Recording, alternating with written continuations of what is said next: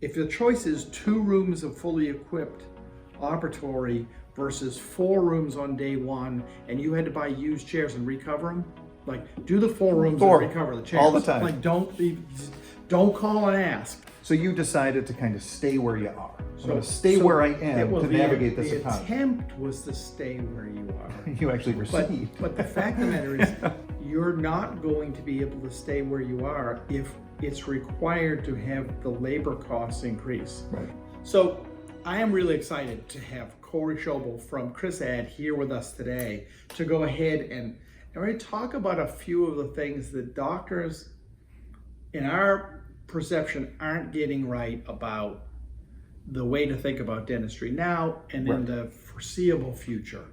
And I thought that we should go ahead and have this discussion. Thank you. And, Corey and I were talking about how to orient and hopefully not be too politically incorrect or too forthright about our observations. But one of the things that we've just seen over the years is dentists making mistakes that we understand how they naturally occur, but they can damage a practice for a decade, if not more. Right. Maybe for an entire professional life. And the evidence of that, I would hold, would be that the average dentist over a lifetime winds up with a 4-chair practice. Starts and ends their career in the same facility, the same amount of employees, the same hourly operations, the same number of hygiene providers, and you think about and they get new patients every month. Get new patients every month, and who are supposed to be who come in and say you're the greatest doctor, right? Forever, and think you're the greatest doctor, think you're the greatest doctor, and then if they were coming back every 6 months at least for hygiene, you'd need 20 rooms by the time you were done with the end of the career. We think the same way. We think it's a compounding business. Yeah, it's an enviable business. Well, Starbucks never went ahead and said, let's start a coffee shop on a corner. Right. And what we'll do is we'll never tell anybody about it and we'll never grow it. And that's what that was not the mission. Right. And there are a couple of different problems in that. One is like, you can do a great job in that little place, but you really didn't have any impact. Well, can I tell you what I think the cause behind starting and ending your career in the same facility with the same labor force? The biggest one that I run into is honestly, it's a disgust for open chair time that is so strong and so problematic that it interferes with the ability to see the forest through the trees. I'm not going to add more until I fill these ones in. But these ones generally will never be full because people can be people, and people can back out of appointments, and people can not do what they say they're going to do. At 2 o'clock in the afternoon, they're going to do that. Yes. And on short notice, you can't necessarily fill that. And so the thing for me, and really the epiphany was, I know we're dentists and we're therefore wealthy relative to the rest of the world, but you've been to a Walmart or a Target. Yes. And you're rich, maybe you go to Target. But how many checkout lanes at Target?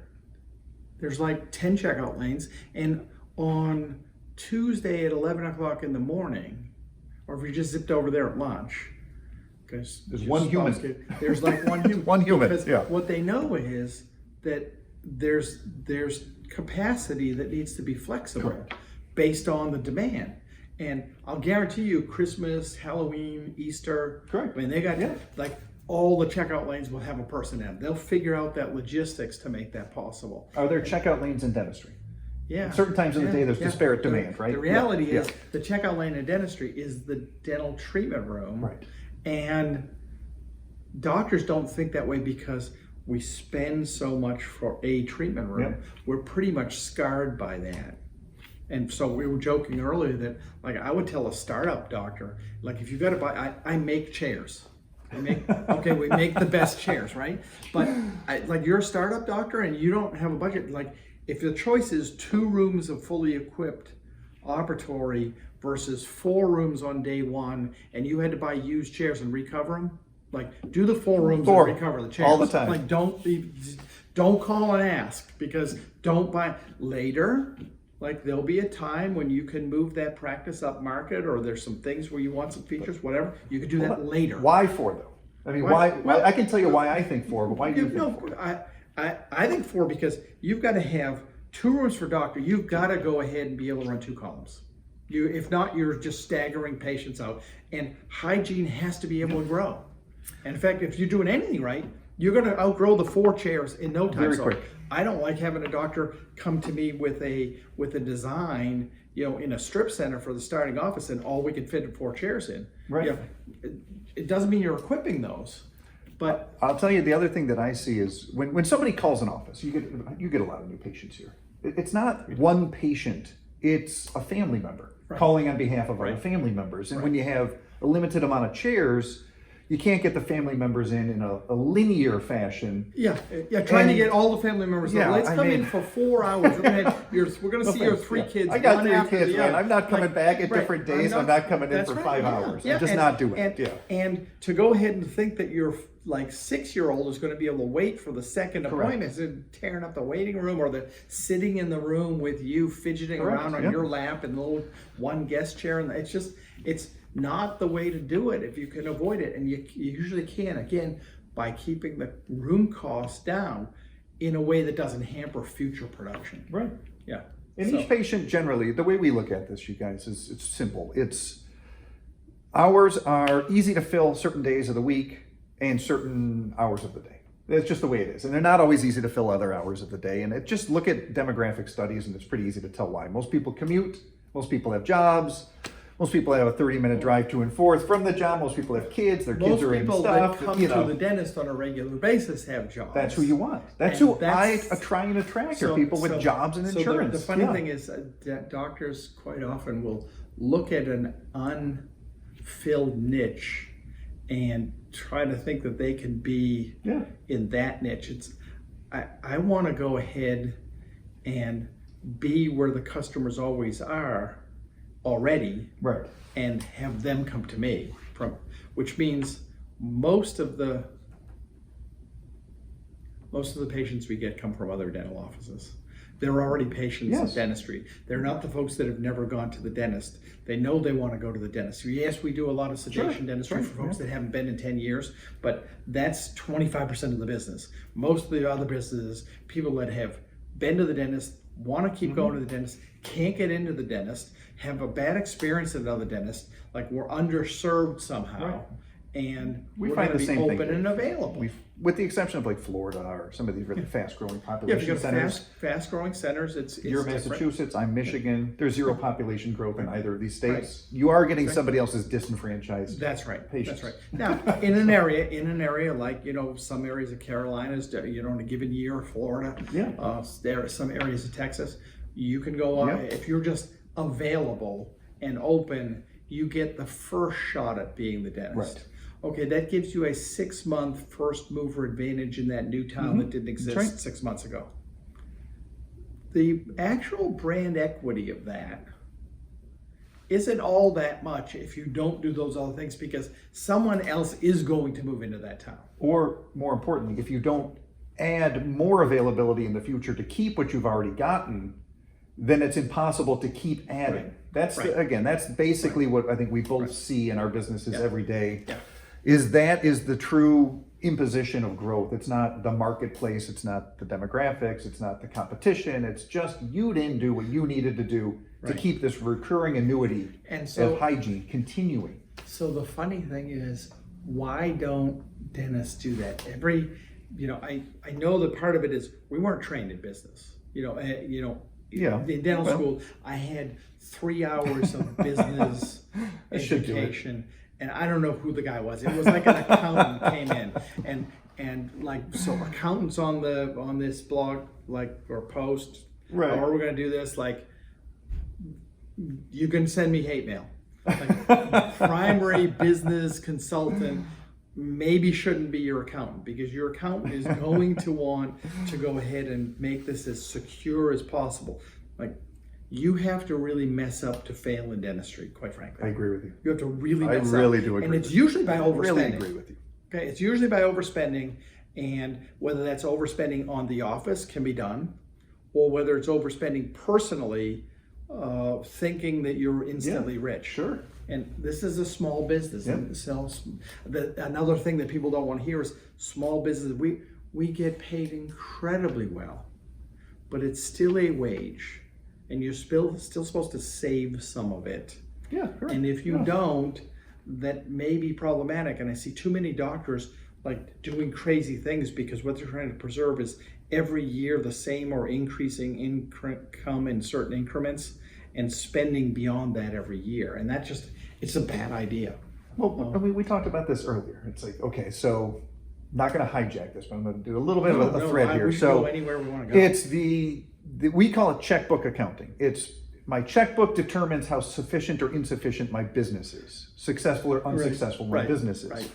And then guys like me, when you say I want to grow, and I say, okay, great, this is what you need to do to grow. The first thing I'm ever going to tell almost every person is I need you to add labor to this business in order to grow. And immediately I'm rejected many times. Okay? Yeah. As in people. I need you to add hours or people. Right, you need some people here to actually serve the customer that isn't you. And I'm telling you, there's an undercurrent going on right now of just trying to do it all yourself or not investing into more people because of the increased costs that are, that are perpetrating every industry. But dentistry got hit pretty hard because your fees are dictated by a third party. And a lot of you can't really raise your fees because insurance pays you back and your labor went up. So you decided to kind of stay where you are. I'm going to stay where I am to navigate this economy. The attempt was to stay where you are. You actually received. But the fact of the matter is, if you're not going to be able to stay where you are if it's required to have the labor costs increase. Right. And to some extent or other, virtually everywhere in the country, that's increased. Some places it's increased what you would consider exorbitantly. Some places not so much. But the fact of the matter is that is pretty much non-negotiable. Right. Actually pays people a wage that they will want to stay in the profession. In your office. That's kind of a good thing. And they can actually want to go ahead and be in your office.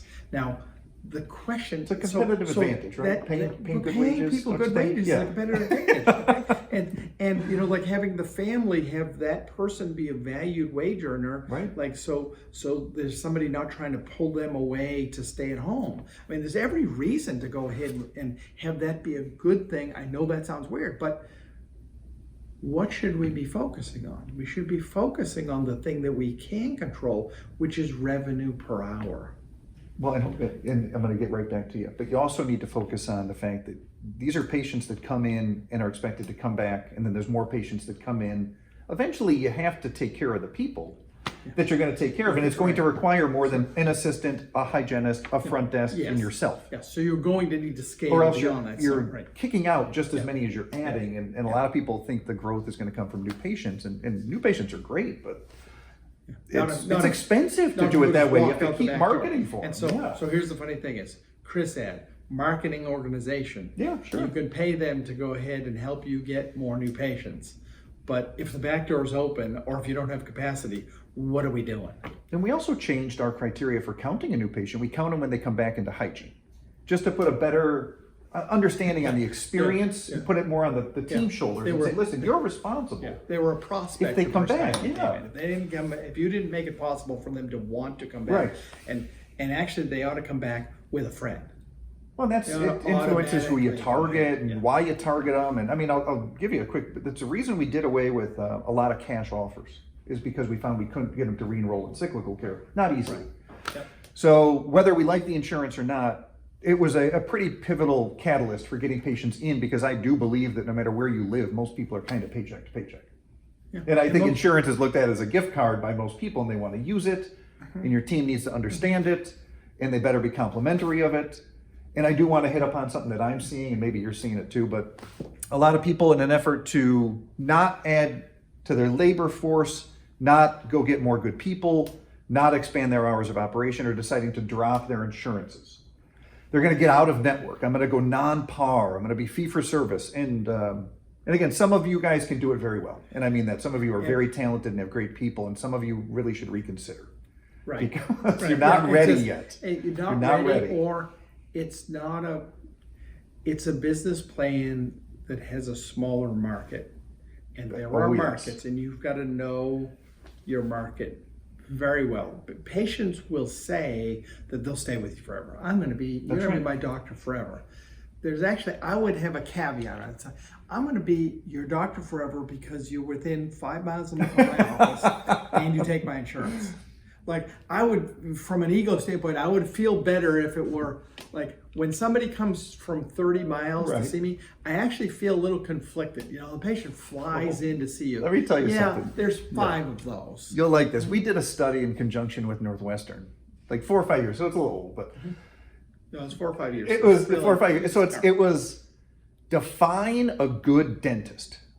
And it was, if the person is nice and they take my insurance, you're a good dentist. Now let that sink in. I mean, that's pretty embarrassing, but that shows you the depth of the understanding of this survey. Right. If you're nice and you take my insurance, you're a good dentist. The assumption is no clinical terms that were the used. clinical dentistry, that's a commodity. They assume, I know everybody here on this video knows that's not true. I know it. I taught at 2 dental schools. I know it. Right. Okay, but that's not what the patient base feels, and we have to get over that. And like the amount of time that you can't spend, you know, with them describing how you got your margin to be as highly polished as you did. Like, I will tell you, as an obsessive compulsive, I owe my patients tens of thousands of hours back for dentistry that I overdid, that probably didn't make a darn bit of difference if they weren't going to brush it. Right. That I obsessed over getting. I'm not saying to do the dentistry any different. You're compelled to do it. Way to go. You know, but the fact of the matter is, you know, there's a stat on the top students actually earn less than the C students. Just social skills were undeveloped. The C students kind of winged their way through, didn't know better, and did a bunch of like I'm saying, it's terrible. It's unfair. It's actually one of the things that motivated me to build my company, because I had to figure out a way to make it so that the A students could go ahead and still do the dentistry they were compelled to do, but do it as effectively as the students that didn't know any better. Well, I mean, but I'm going to piggyback on that. The patients don't know. The patients do not know. Chris we're not clinical. You know, for anybody who doesn't know, we're marketing. We've been around for a long, long time. We do marketing and management for dental offices, but we don't know how to make better dentists. So what we focus on is, for lack of a better word, volume and retention, and making sure the patients come back. And that's the one thing we can give a client is access and opportunity and exams. And then the one thing that a lot of other people need to work on is treatment plan closure and how to get the best out of the patient when they're in the chair. So, I mean, we try and identify Which is also not taught in dental school. Yeah, maybe not. I don't know. No, it's not. You're taught, if you think about dental school, we're taught to do a procedure. And we're taught to do one procedure by this department, and we're taught to do one procedure by, and nobody ever really teaches us how to put those all together in a package. Right. So that's what we spend our life here, is how to go ahead and make it so that the day is fabulous. And so we'll get back to that later, but let's get back to the mistakes the dentists are making to try and preserve. Yeah, there's a lot, but so COVID provided us with more patients, like at any office with a pulse and enough people of some sort to do dentistry. Correct. Like, there's more patients because a whole bunch of doctors opted out, a whole bunch of doctors dialed it back, a whole bunch of doctors sold to the man, and the man decreases production in those offices by average of like 16-17% in the first year. They just restrict the hours. That's what they do. They buy and constrict. And they restrict who they're going to treat. And because they got to wrangle a margin up, because remember, they got to flip the company in about 5 years. So they got to get ready. They're getting ready to go ahead and resell your house. Okay, they're doing a fixer-upper with your practice that you've built up for all you. So there's all these patients out there now is the important thing. And so dentists are thinking, well, that's fantastic. And then they can't get labor because they're unwilling to pay for it. They're unwilling to. They can get labor. What do you see? They can. Well, they say they can't get labor. Well, okay. So when I talk to a potential client, there's like these 4 or 5 criteria that we just got done talking about. But I will ask them, when's the last time they expanded the size of their cyclical care department? And oftentimes it's been years. And they mean like a decade. And I thought it would be like 8 months, but they say, no, it's been a long time. And then we go through the numbers and we say, okay, how many new patients do you get? 20, 30 a month. Okay, so you saw 6,000 patients since you last added hygiene. Right. and I'm not happy with my rate of growth. Yeah. And it's like, okay, well, these, you know, 6,000. this is all in your control. 6,000 new customers came in, and you're the you same did size. what with them? Yep. It's actually like It's really frustrating. that would be It's really frustrating. like that would be a Harvard Business School could do a study on that, because they would have no other business. We think it is. It's We have call no it other business that inventory would go control. ahead and do that. Yeah. It's your product that you sell in these dental practices is appointment availability, and then you don't ever increase the amount of product to the marketplace, so you can only sell as much as is on the shelf. And that's the first thing you got to get to. But a lot of guys, like you said, they don't want to grow it right now because they don't feel like paying the current market wages is good for their bottom line. Yeah. So they stay this size, control the costs, let all of these millions of patients that are in circulation either go nowhere or go somewhere else. And I mean it. When we call it the free agent pool, it has never been better. And I told you this, and I meant it. Yeah. I think our marketing is top notch, but I don't think it's suddenly producing at a level that's unprecedented because of something we did. I think it's something that It's they producing did. is the good news. They did. Yeah. The bad news is that it's what everybody else didn't do that made it possible to have it. Yeah, work. so I mean, People when we looking talked about it, I for- said, well, you know, like, what are you seeing out there? And I said, I'm just letting all the other guys make the mistakes. Right. I'm letting all Right. the other practitioners make their mistakes, and we are the recipient and the Right. beneficiary, But because we but- do try and compel you to do the right thing. But if you don't create the capacity, and that could be that you make a decision and go 7 days a week and go 7 to 7. It's Good. It's the most economical way to do it. There's a problem in the marketplace with respect to employees in many markets with that, and so I mean, I'd love to be able to tell you just go do that. There are some places where you simply can't do that. You can't figure out how to staff it. If you're a solo doctor, you can't cover all the hours yourself.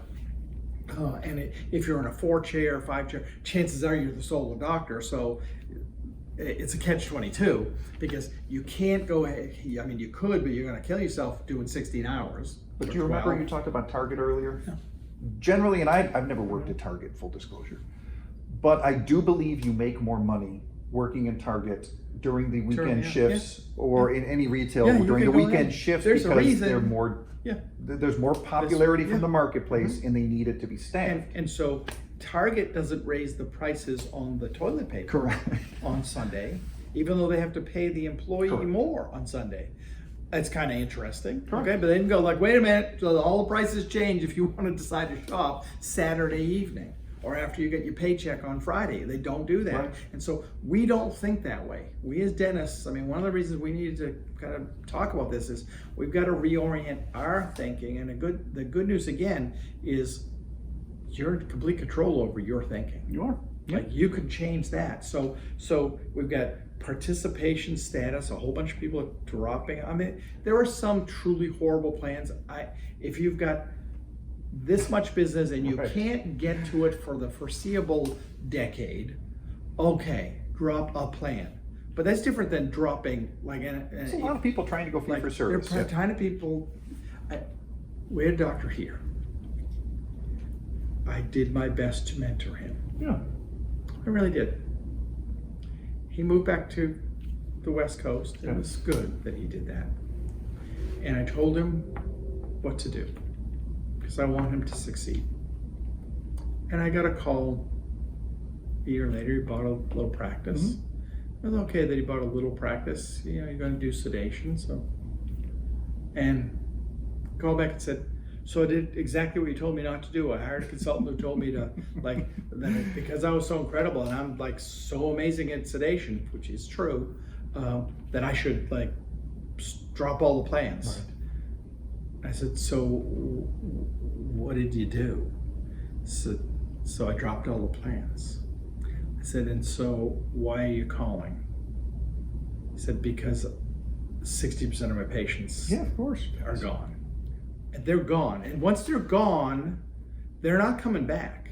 They're not, you can't just go, oh, you had a shift over at hygiene across the street, and now, you know what, we decided to reconsider your insurance. So it's a third rail issue that that you got to be really careful with, because again, You gotta be careful, yeah. the patients say something when you really survey them. It's an added benefit, and I wouldn't say that patients in all communities are paycheck to paycheck, but we as a country aren't good savers. That's what I mean. Yeah, and so there may You be spend your some paychecks. there may be some money, Yeah. but you're not going to forgo the even relatively small amount of money that you would have to pay Right. for hygiene when it was basically free. Well, it's considered free, right? It's considered Ask free. them how even much if their you- cleaning costs. Yeah. And they're generally And going to so- tell you it's free. Yeah, I right. get 2 free Yeah. ones. And so even though like we have a little different, I charge them a little bit of money. Yeah. It's credit card on there. Sure. Yeah, yeah. But the fact of the matter is probably better if it's free, because that's how they think about it. They don't appreciate it. We do Yeah. need to get them to Yeah. appreciate that. That's a whole separate issue. But the fact of the matter is what is known, because the experiment has been done many, many times. If you Oh, go it's ahead ongoing and stop still. doing Yeah. plans, actually the insurance company is your pre-marketing company. But you want to know what they're doing now. They're- So let's say you guys drop out, and that's all well and good. That was terrible. We keep track of, we have patient data, you know, on Right. all Yeah. the practices. Oh, yeah. So we have this Yeah. big database, and it's pretty cool. You get to see patient behavior. And I can see how many patients are no longer coming in, dropping out of hygiene, new patient flow, revenue, collections, all of it's good. Right. But what generally will happen is, you alluded to it, you will lose 30 to 40% of your cyclical care base. It continually erodes. These insurance companies, once you decide to get out of them, I think Massachusetts, where you are, is one of them, you have a penalty. You can't get back into them for 24 or 36 Yeah. months, at least some Yeah. of them. Right. They will call your patients. Again, I'm not an insurance guy, so please, I'm not trying to promote it. I'm just saying you got to think long and hard.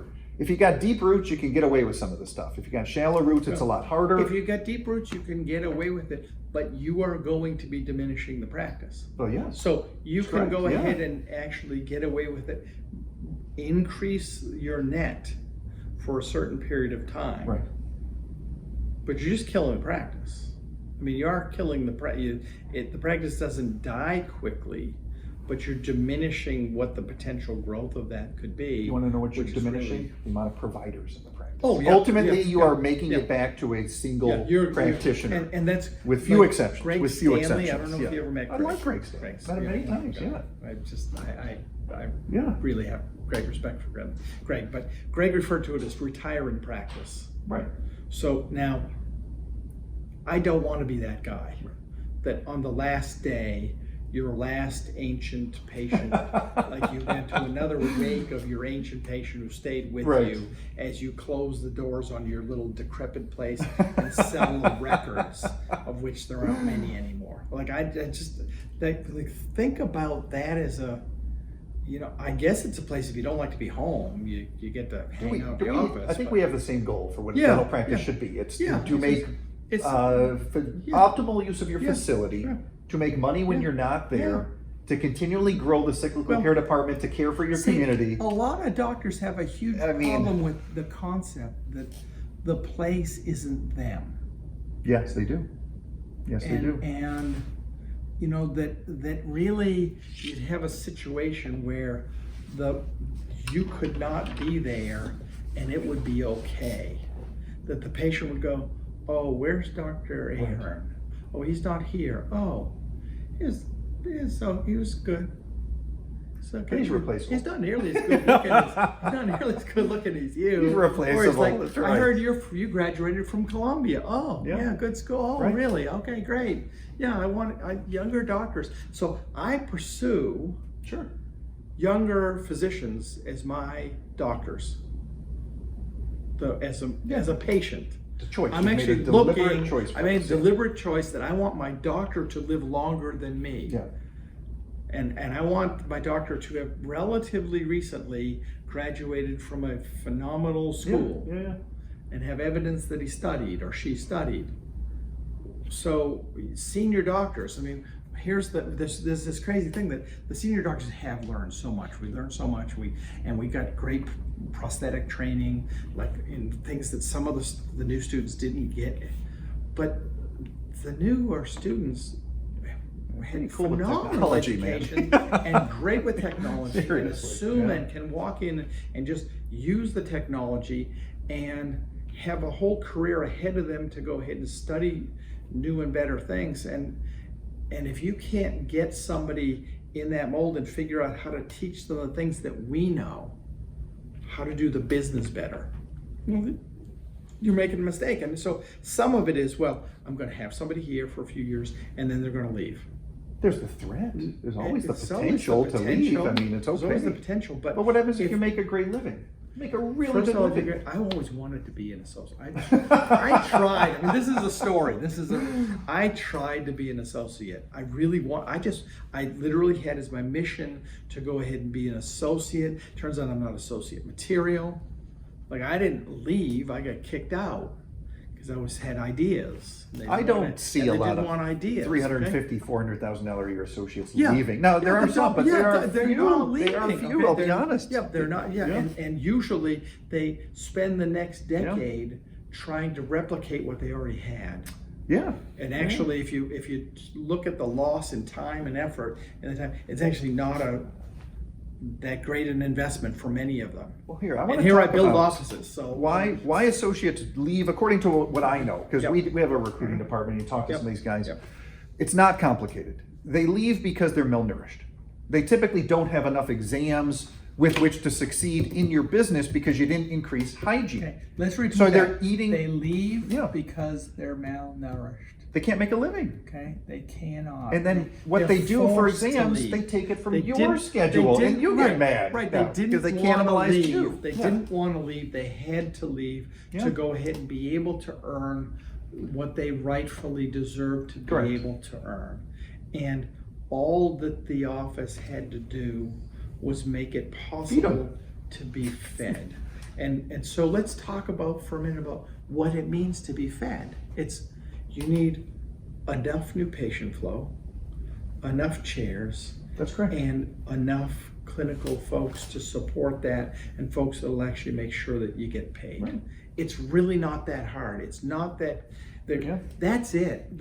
They're not asking for. I mean, there are prima donnas. You can pre-screen those folks. There are studies you can do before you ever hire them to figure out who those folks are. Most of the folks going to dental school, like those folks, become investment bankers. They're not like people go into dental school because they actually want to care for people. Like 90% of the people you'll interview are those people, and they just need to be fed. You know, and less than 25 new patients a month is going to starve them. And I would have the number of 35. What is the number that you use? And Well, for full-time providers, it's 35 to 50 new There you patients go. per month. There But you generally, for the way that we look at this is we try and do it as mathematically as possible. If it's a 4-day-a-week associate, you need to give this gentleman or lady about 150 to 200 exams a month. Yeah.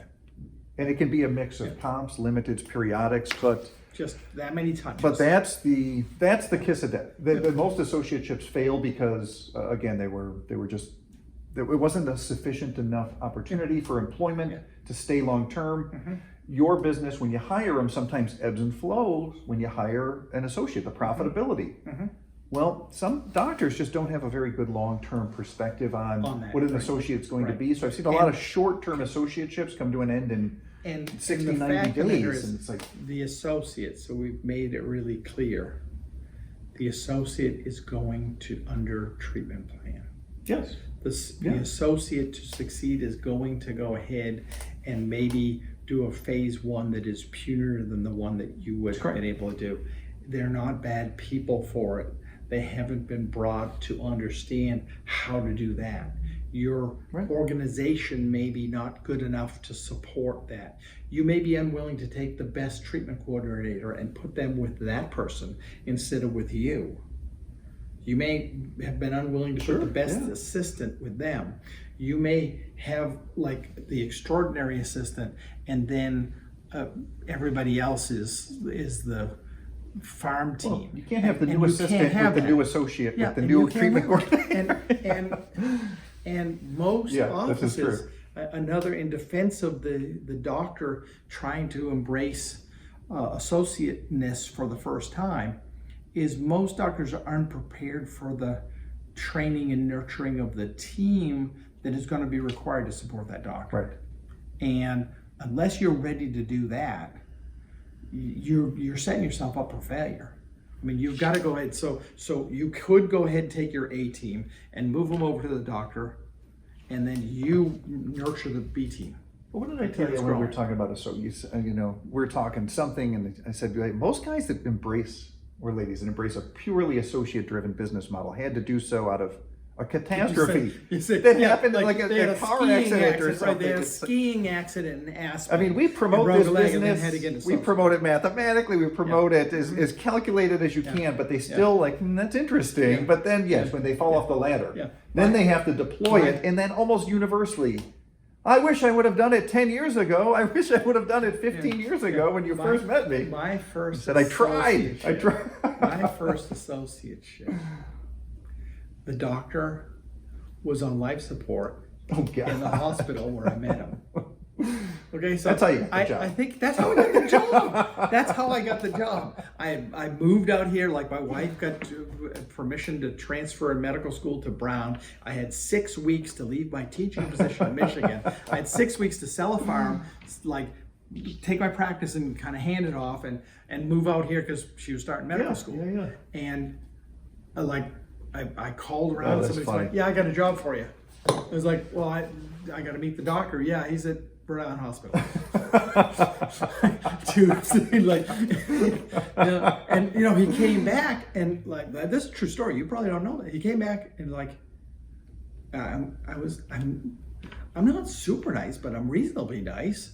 And so all the patients had come over, and there was only me and him, right? And so he came back and the patients were like, I'm good staying with him. I got kicked out. You did? Yeah. It was like, you're stealing my patients. No, actually, you hired me to treat your patients while you were in the hospital. It's like, that's a good point, though, right? I mean, you said it earlier. There was no plan to go ahead and grow. Or the other hire is like, doctor is totally burned out. He's been doing this for 10 years or whatever, working in the little 4 chairs. Sure. Like never growing, not having space for people to get in. Your one hygienist quits. Like you have now you go from 1 to 0 is very catastrophic. Let me tell you, going for 8 to 7 and then up to 9, it's like, you don't even notice. You'll deal with it, So you've been super stressed like that, and now your family wants to actually have you home because you're not home because you're like trying to make all the wage. And so you go like, I'll have the associate do like Thursday, Friday, Saturday. That was my second associateship. You could have 1 chair on like Tuesday and Wednesday, and then you can have 2 chairs on Thursday because I'll do big cases. I, the other doctor, and then you can have Friday, Saturday, all you want.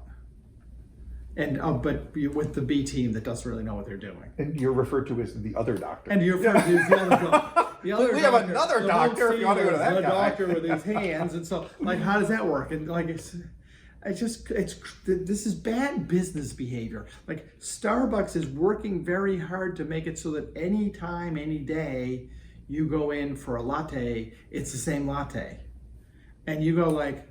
You don't go like, oh no, you're not my favorite barista. What time does she start? I'm coming back in 3 hours. That's not the way it works. Let me share with how I think this business can incorporate doctors efficiently and economically. There's certain days of the week, and I don't think you guys do it fully, but certain days of the week we don't have any restorative, operative, surgical. It's just all diagnostics. And the whole attempt, as we said before, is to build up the exam pool. So that there's enough exams. A fairly radical way to do it compared to other thinkers in the business. It is. And so let's make sure to go ahead and hear how that works. But first, we need an intermission for getting coffee. It's intermission. Rise and stretch time. There's delicious coffee, freshly brewed. We took a little break. We want to endorse. We're from New England. We need to go ahead and make sure endorse Dunkin' Donuts. Any of you on the West Coast that have to search for Dunkin' Donuts, we offer our condolences. You don't have the dark coffee. Cheers, buddy. Thank you. Cheers to. So Dunkin' Donuts. Picture the day Starbucks moved in, and I thought these people are dead. We're done, toast. Because we used to call this Drunken Donuts. Yeah.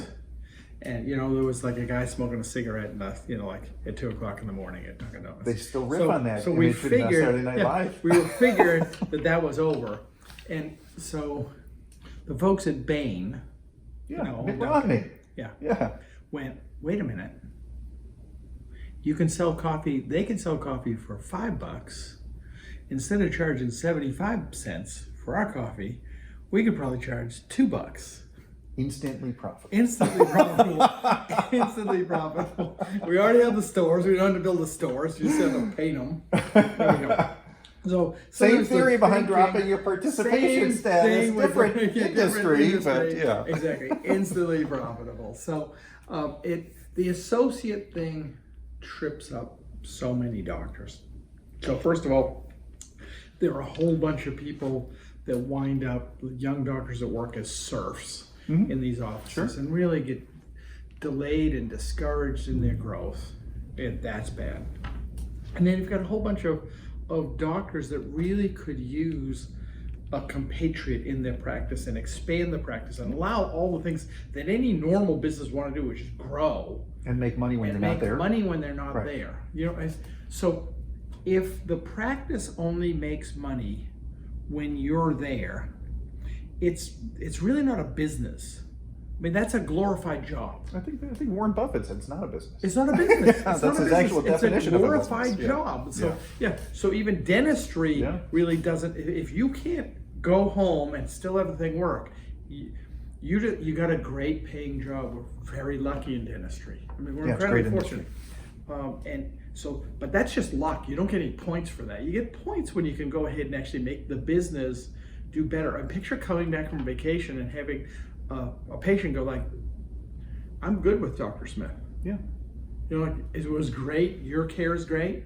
So is their care." Doesn't that mean That's- the world to you? That's that the would be idea. a testament to you. That should be Yeah. the idea. It's a not a testament to you threat, it's a because you testament. created an organization that could feel the Correct. same when you're not there. And so, what are the problems? The problems is that many times that's not what happens when the doctor isn't there.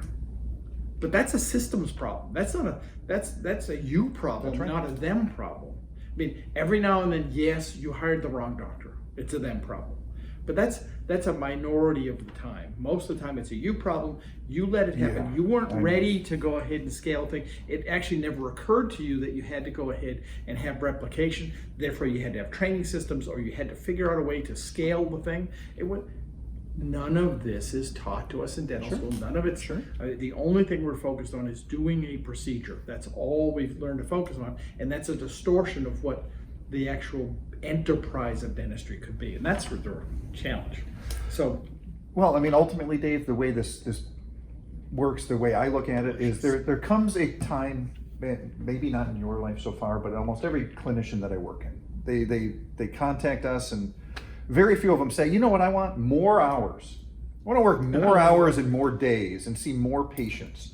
And you don't have to be old. This is not an age thing. this Like happens. I deal with 30-year-olds that are like, I'm done with this business. and so there's two parts to that, which I think is what is the fascinating thing about your world and my world. Right.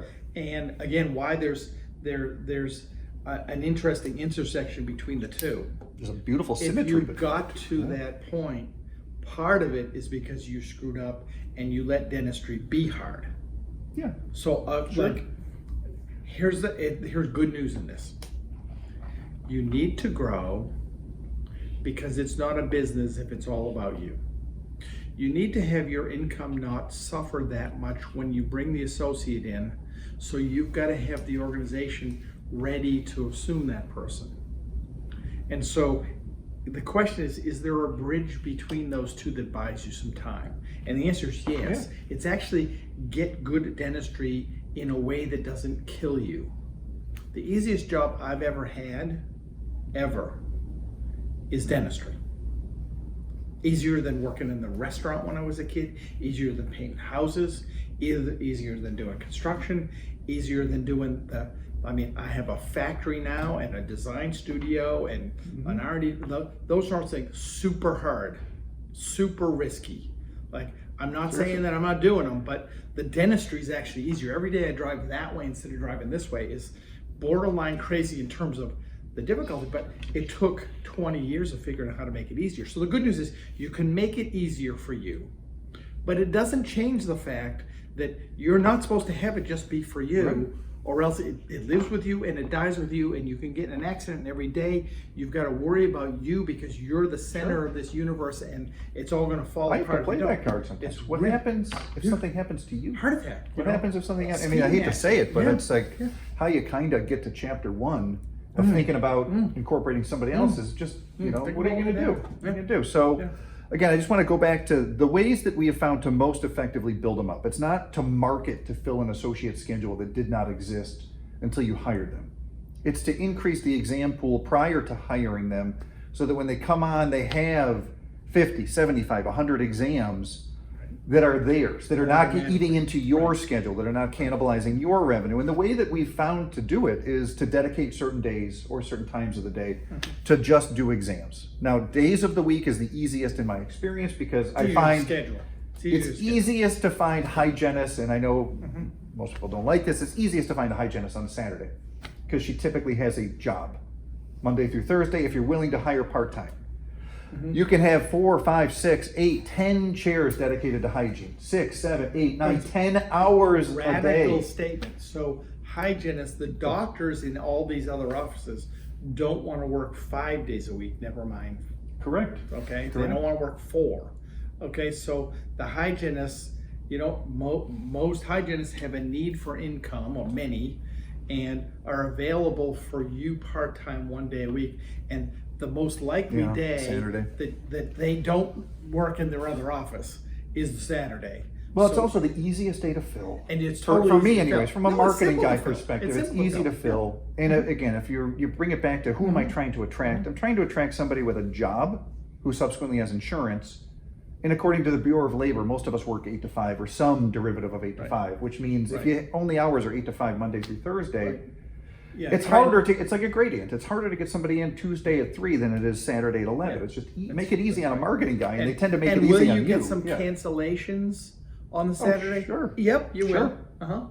You will. And but if you have 8 chairs of hygiene schedule, and you We get expect an average 20%, of- to be honest. Yeah, if you Yeah, have we do, 20% yeah. erosion, it's kind of noise because there's probably some other emergency things, or somebody comes That's in right. with a friend, says, "What? Your friend? Like they're open? You're Do you have an exactly appointment right. available?" Yep. So you got same day care for that person. Like it's easy to go ahead. It's a same day exam, maybe a little emergency thing you can do, and you're able to go ahead and then book weeks worth of Weeks doctors, worth of weeks treatment. of doctor schedule, because the folks that need to be on Saturday probably weren't in on time.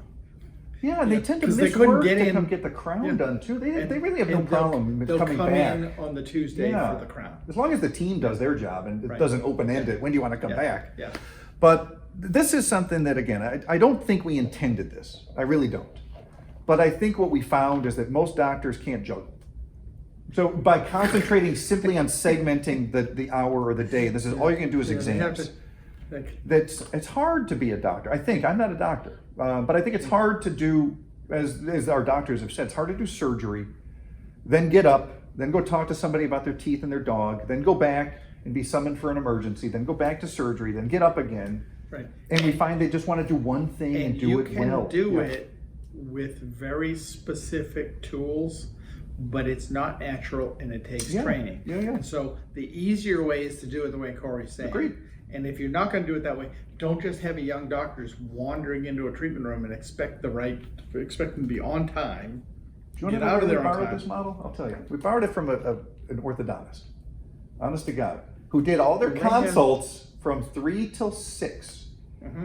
And then once the way he described it was once the braces were on, Yeah. I'll tell him when to come back. Yeah, yeah, which is actually the Which funny is thing true. is it's the opposite of the way most orthodontists run too. By the way, That's right. It's the opposite of most orthodontists know that they can't do a ligature appointment before 3 o'clock in the afternoon. So 3 to 6. Most of the orthodontists have all this unused capacity all day. We're actually working on that. That's a whole thing. If there are orthodontists, Yeah, that probably yeah. mostly aren't. We figured out a way to cut your labor by at least 40%. Wow. Because Huge. the orthodontists are getting, well, what's happened to the orthodontists is they used to have inexpensive assistants that get off the street. Yeah. And they just have one for every chair in peak time in their afternoon bay. And then mostly they'd be killing time in the morning. I mean, Right. there are people mad at me for saying that, but that's if you actually watch There's dead what's time. There's happening. dead times in Because there's business. dead. Yeah, sure. But they were willing to do that, and their employees weren't that expensive.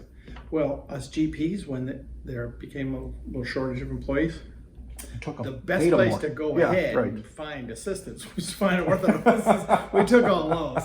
So sorry about that, but Dog eat dog labor market. But the good you know? news is I got a way to go ahead and cut your knee for labor There you go. and increase That's your next week. margins. Next week Next week podcast. we'll talk about that at some point. So why don't we talk about, when we're talking about labor, why don't we actually talk about doctors doing doctor things? Because that's the other thing that starts to happen is, so I first hear you. go I ahead hear you. and get out of the insurance plan. And the good news is you then have a lot less cut. Hey, Just Jack. the gentleman here. How you doing? Good to see you. Come on in. Come on, we should put you on the video. Okay, what you need is a really great lab tech to go ahead and do a fantastic job because it makes your life so much better. There we go. Yeah, it's awesome. Good to see Thank you. you. Nice to see you, Dr. Ahern. Is anyone in the back? Oh, there's people around. I just have some cases. They're due Yeah, first thing in listen, the morning tomorrow. That's why I wanted to bring them Thank up. you. Break brought to you by Jack's Lab.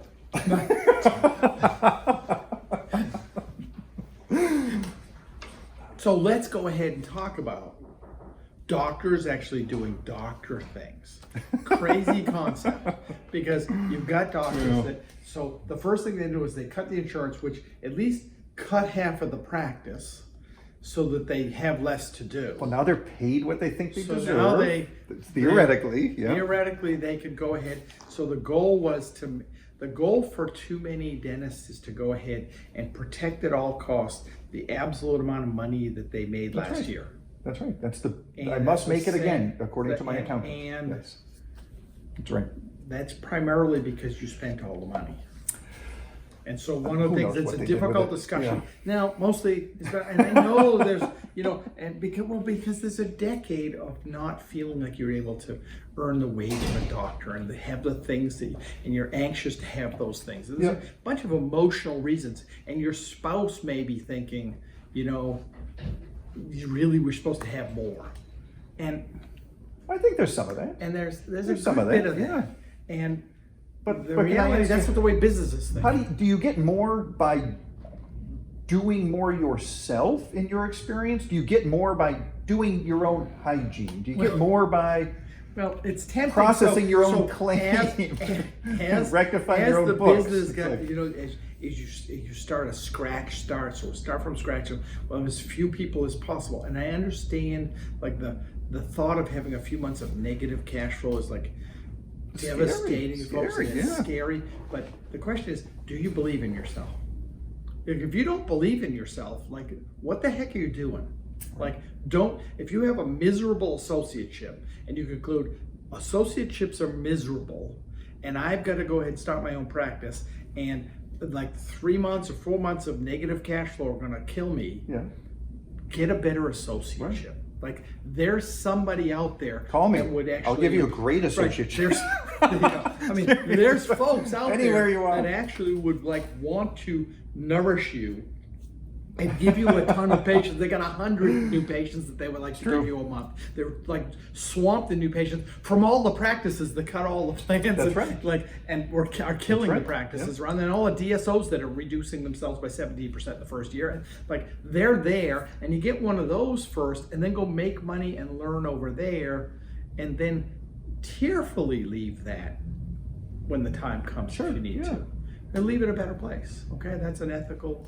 Well, I'm gonna exchange, and then go out with some revenue and some savings, and know that you might lose money for a few months as you're building the practice because you're willing to not do the insurance claims. Yes. Because you don't know how to, like, unless you were an insurance claim person before you went to dental school, you don't know how to do insurance. God, I claims. hope not. And if That's you do, not your and you go trajectory. like, okay, wait a minute, that saves me a person that makes $20-some, whatever it is, an hour. Well, But it keeps me out of life for you another have an 6 hour, hours a week right, or whatever. the you heck have it right. is. So Yeah. you have an Jeez. hour that you're supposed to make. Like, the average dentist generates, just in terms of production, not net, $442, I think it is, an hour, Per which chair is a hour. pathetic number, by the way. It's a pathetic number. I don't know what you're doing with 3/4 the rest of the hour, but that's a whole other story. But so that, and your insurance claim person generates in revenue, like if they're $28 an hour job, if they generate $150 of revenue in that, that's a big number. Like like you do their job, you're doing a $28 an hour job. How many $28 an hour jobs do you have to do to make up for whatever your like wage was? You got to work a whole day of their job to do your. Long and the short Don't is- do it. You need people.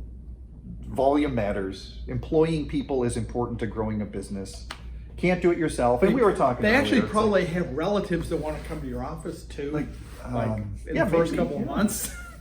you know, but Please, please. they're not coming to your office that says something. I mean, Doctors. if your employee that you hired doesn't, if their family isn't immediately coming, like my antenna's up. I'm just saying, okay, my antenna's up. Or if they're not coming back. Or Your antenna should definitely yeah, be up. definitely, Yeah. yeah. Okay, so just for what it's worth. So actually, the employee probably is a net generator of revenue for Should the be. practice if you're doing the other things you're supposed to be doing right. Because they can do things right. Employees on your behalf can do good things in the Crazy. eyes of a consumer, Crazy, yeah. and they can stimulate referral, and they Yeah. can be ambassadors. And, Yeah. And so- you'll be stressed if you're trying to do everything. In my experience, is you don't do anything really well, and you're stressed out all the time, and you're not pleasant to work with. Yeah, and you watch the telling- nickels and the dimes far too closely. You telling the patient that you're a great dentist? Doesn't cut it. No, it's kind of weird. Okay, let me tell you how good I am. You know, it's just like you actually. One of the great things about having coworkers is coworkers can say, "Dr. Smith, Right. he's amazing." Okay, you're lucky you came here for Dr. Smith. That's right. And like I can't say that for me. I can't do it. I can make sure I look and feel like a doctor and I'm empathetic like a doctor and can treatment plan with confidence and all those things that I can do for me. But in terms of actually creating an atmosphere where the patient has trust, it's much better if you've got a team of folks around you that's endorsing that. Well, we have those secret huge shopper advantage. calls we do, and that's the one. Believe it or not, of all the criteria, the one that's most failed, that we don't find that they promote the experience. They can pass how to handle insurance. They can get me in a day, and they can use their name. And, but a lot of people are averse to saying, "You really made a good choice. You're going to like it here. This is a good dude, man." I Right. mean, It's like it's the last piece. All requires they- no because skill. No, right. You don't need to know Day insurance, one, billing, or anything. Right. And any of the jobs that you can hire them for, they can do that. And doctors like muff making sure that the coworkers do that. Yeah, I mean- huge loss of opportunity because the wisdom of crowds is very important. Which Yeah, brings up right. another interesting thing: is that puny office. You ever been to a tiny little restaurant? Somebody said it was good, and you go, and there's nobody there, just you. just you. Just you. And so, does anybody? Am I missing? Does anybody go like, this restaurant must be amazing because I'm the only person here? I must have just missed everybody. I must have just missed all the other people that are dying to get into this No, restaurant. and I mean, again, I'm gonna Never go back happens. to not only my own experience, because that doesn't even matter, my own opinion, but we are fortunate to have this relationship with Northwestern University, and they do these studies on the psychology of purchasing. So they Yeah, do for longer than anybody else. I mean, significant It's like- studies. These are large focus groups, but you know, everybody's always worried about punctuality and perception of busyness. And truth be told, it's actually a good thing to be a little busy. It's actually a good thing to have a tiny weight, according to them. It's a Yeah. good thing because it shows Yep. I'm going where everyone else is going. Exactly. And not to say Humans- people are lemmings, but they do no, like going where humans- other people go. Humans Yeah. are social beings. 70% of the folks are actually extroverts. I'm actually not one, but Yeah, the right. majority of folks go where other people go, want to go with other people go, are willing to go ahead and actually have a wait. If there's some reason, I mean, we talked about the Chick-fil-A wait, which is hilarious. It's a story for another day also. But so doctors are supposed to do doctor things.